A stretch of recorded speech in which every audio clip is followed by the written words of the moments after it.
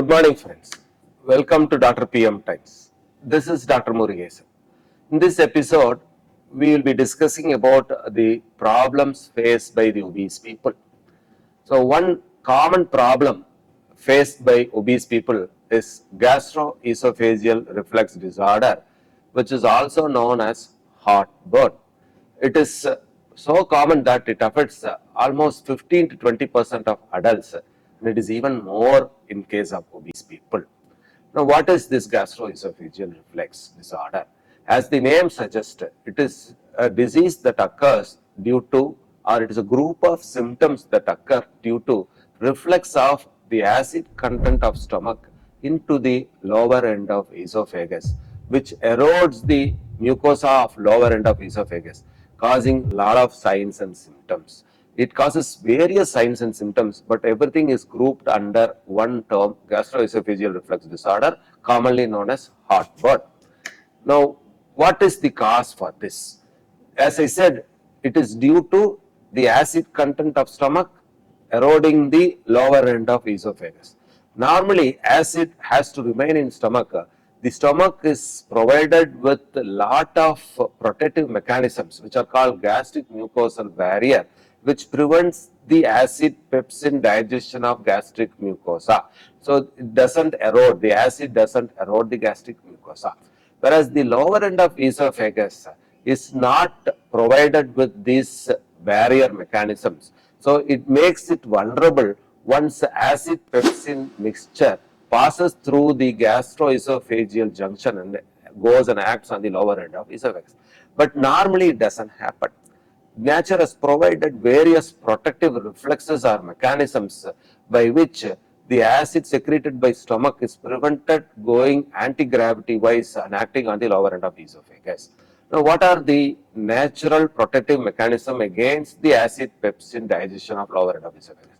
Number one, when we move around, the force of gravity itself doesn't allow the antiperistaltic activity. So, food that we swallow naturally has to go down and the content should keep going down. There is no chance for the content in the stomach entering into the esophagus. So, force of gravity aids, number one.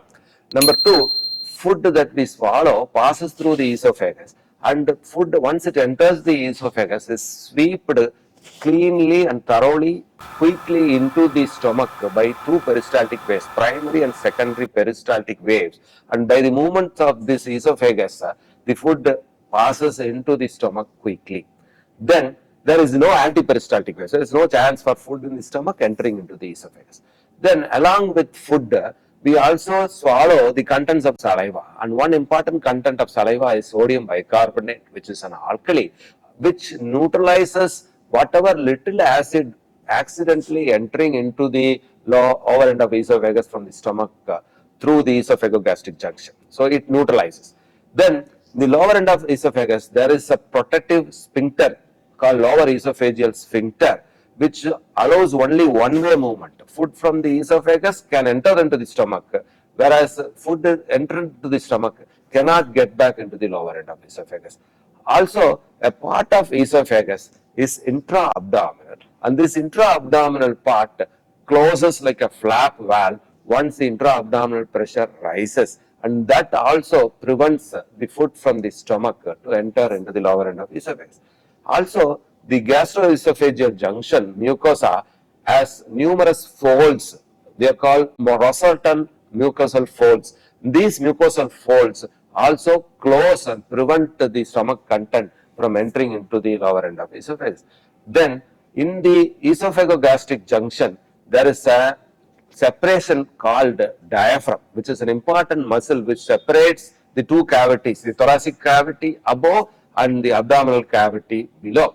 And this diaphragm prevents the reflux by acting as a pinch cock. The coronal diaphragm acts as a pinch cock, and the stomach contents cannot enter into the esophagus. So the esophagus should remain in the thoracic part and stomach should remain in the abdominal part, and they should be separated by a diaphragm, and the diaphragm acts as a pinch cock, preventing the contents from stomach to enter into the esophagus. So all these protective reflexes prevent the contents of stomach from entering into the esophagus. Also, the stomach keeps emptying its content once it receives it into the duodenum and intestines further by its own gastric pump activity, and this unimpeded gastric emptying also prevents the food from entering. Food means acid mixed food from entering into the lower end of the esophagus. I've already told the problem starts only when the acid pepsin mixture erodes the lower end of the esophagus. Now, what happens in obese? In obese, all these protective reflexes are lost. Because they are obese, the muscularity is less and adipose tissue is more, the muscles are weak. So, what happens because of that? The diaphragm is weak. So, the pinch cock action of diaphragm is lost and food can now easily enter, that is acid pepsin mixture can easily enter from the stomach into the lower end of esophagus, making them prone for gastroesophageal reflux. Then also in obese, the intra-abdominal pressure is more, and because of the intra-abdominal pressure, increased intra-abdominal pressure, again food can easily enter into the esophagus. Then the obese have a tendency of binge eating and going to bed immediately after consuming food. This prevents the gravity from acting and making them prone for gastroesophageal. That is why they get frequent belchings at night, heartburn at night, they get disturbed sleep. Then what happens? The gastric pump activity, gastric emptying is also delayed. Food remains in the stomach for a long time, so making them prone for gastroesophageal reflux. Then also in obese, the lower esophageal sphincter also is defective. The sphincter tone relaxes, allowing the acid content of stomach to enter the esophagus, cause erosion and causing this problem. So that is why this gastroesophageal reflux disorder is very, very common in obese. Apart from that, the obese also have a problem called hiatus hernia. I've already told you the thoracic cavity is different, abdominal cavity is different, and they are separated by diaphragm. In the abdomen lies the stomach, in the thorax lies the esophagus. And in obese, what happens? The opening in the diaphragm through which esophagus connects with the stomach is called hiatus. This hiatus becomes weak, so a part of the stomach and the esophagogastric junction can pass through this hiatus and become an intrathoracic part. Stomach is always an intra-abdominal part. So when the opening is weak in obese, it rarely a part of stomach or upper part of stomach alone becomes an intrathoracic part, which is called hiatus hernia. So what happens? The acid pepsin action is facilitated once the intra-abdominal part of stomach becomes an intrathoracic part. So all these protective reflexes which are normally present is lost in an obese, making them prone for acid pepsin erosion of the flimsy or vulnerable lower end of esophagus, making them prone to this disorder which is called gastroesophageal reflux disorder. Now, what is the problem? What happens when gastroesophageal reflux disorder occurs? First, as acid enters into the lower end of esophagus, it erodes and causes esophagitis. They get frequent belching, a feeling of fullness always. Then the acid can even go even up to the larynx. Reflux can occur even up to the larynx, causing laryngitis, resulting in hoarseness of voice. Sometimes the acid can enter into the respiratory tract even, leading to bronchitis.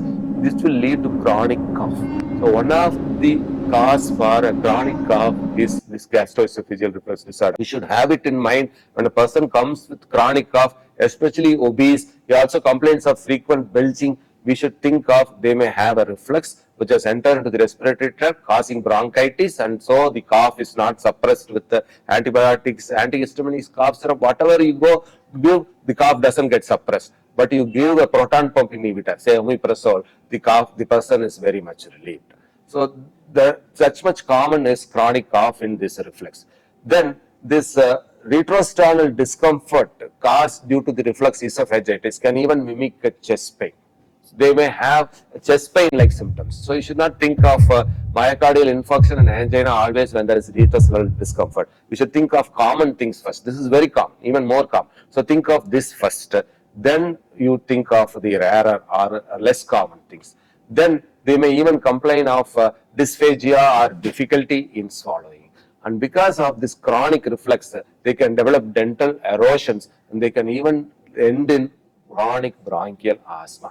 So all these are various signs and symptoms of a person suffering from gastroesophageal reflux disorder.